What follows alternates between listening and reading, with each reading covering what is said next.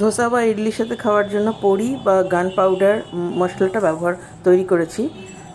মেথি, তারপর হচ্ছে গোটা গোলমরিচ, তারপর হচ্ছে অল্প জোয়ান, অল্প গোটা জিরে, গোটা জিরে যতটা নিয়েছি তার ডবল গোটা ধনে, আর 3 রকমের ডাল আর শুকনো লঙ্কা।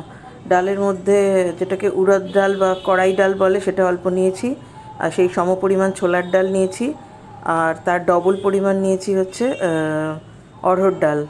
এবারে আলাদা করে প্রথমে ডাল আর শুকনো লঙ্কাটা রেখে বাকি জিনিসগুলোকে শুকনো খোলায় অল্প ভাজা ভাজা করে নিয়েছি, তারপরে মিক্সিতে ঢেলে নিয়েছি। তারপরে ডাল আর শুকনো লঙ্কাগুলোকে, আর তার সাথে ওই গোটা ধনেটাও পরে করেছি ডালের সাথে, অল্প নাড়াচাড়া করে নিয়ে ডালটার যখন কালার চেঞ্জ হয়ে গেছে, একটা বেশ ভালো গন্ধ আসছে, তখন ওটা হয়ে গেছে। তো এগুলো সবই মিক্সি জারে তারপরে নিয়ে নিয়েছি।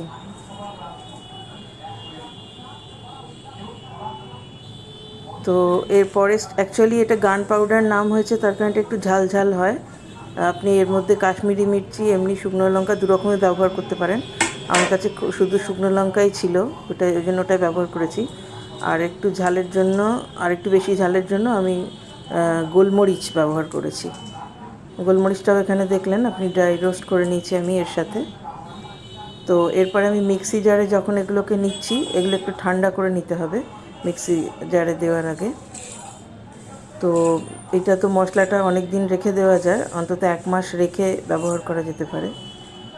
তো সেই জন্য এটার মধ্যে 2-1টা জিনিস দিতে হবে, যেমন একটু হলুদ দিতে হবে, আপনি কাশ্মীরি মির্চিও দিতে পারেন এর সাথে রঙটা ভালো হওয়ার জন্য।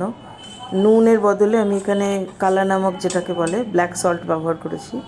আর একটু টক টেস্টের জন্য অনেকে তেঁতুলের গুঁড়ো ব্যবহার করেন, আমি এখানে আমচুর পাউডারের গুঁড়ো ব্যবহার করেছি। তাহলে নোনতা, টক, ঝাল সব রকমই হয়ে গেল। দিয়ে এবার এটাকে ভালো করে মিক্সড করে তারপরে আর একটা হিংও দিয়েছি, দিয়ে বা তারপরে এটাকে ভালো করে মিক্সড করে কাঁচের শিশিতে রেখে দিয়েছি, শুকনো কাঁচের শিশিতে। তো এটা আমি পরে ওই ধোসা বা ইডলির সাথে ব্যবহার করব।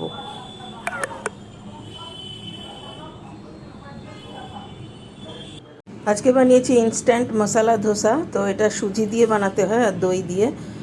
প্রথমে 1 বাটি সুজি নিয়েছি, আর তারপরে তার সাথে অল্প 1 চামচ মতো বেসন, 1 চামচ মতো আটা নিয়েছি বাইন্ডিংয়ের জন্য।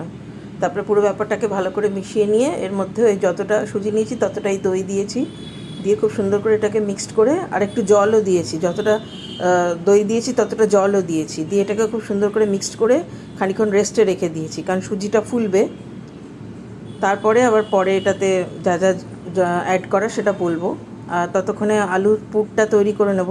কড়াইতে তেল গরম করে শুকনো লঙ্কা, একটু বাদাম দিয়েছি, বাদামটা ভাজা ভাজা করব বলে, আর একটু রসুন কুচি দিয়েছি, নাও দিতে পারেন, কারি পাতা, তারপর হচ্ছে কাঁচা লঙ্কাও দিয়েছি একটা, আর হচ্ছে একটু সর্ষে দিতে হবে, গোটা সর্ষে। এইগুলো দিয়ে মোটামুটি নাড়াচাড়া করে যখন একটু ভাজা ভাজা হয়ে যাবে, বাদামের মুখগুলো খুলে আসবে, তখন জানবেন বাদামটা হয়ে গেছে। এইবারে যেটা আলুটা সেদ্ধ করে স্ম্যাশ করে রেখেছিলাম, সেই আলুটা এর মধ্যে দিয়ে নাড়াচাড়া করব, একটু নুন দেবো তারপর, তাহলে হচ্ছে আলুর পুরটা তৈরি হয়ে যাবে। তো আলুর পুরটা মেনলি ওই শুকনো লঙ্কা, সর্ষে, কারি পাতা এইসব ফোড়ন দিয়ে বানানো হয়, পেঁয়াজও দেওয়া যায়, আমি একটু রসুনও দিয়েছি আর কি, আরেকবার বলে দিলাম। তো আলুর পুরটা যখন বানানো হয়ে যাবে ওটা নামিয়ে রাখুন।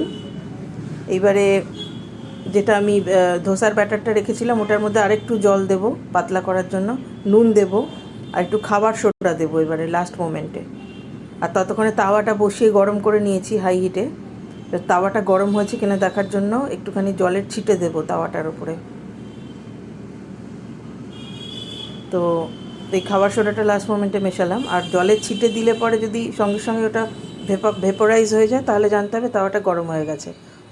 এইবারে অনেকে এটার মধ্যে একটু অয়েল ব্রাশ করে মুছে নেন, কিন্তু এটা ননস্টিক তাওয়া, অয়েল ব্রাশ নাও করতে পারেন, আমি একটু করেছি, যাই হোক।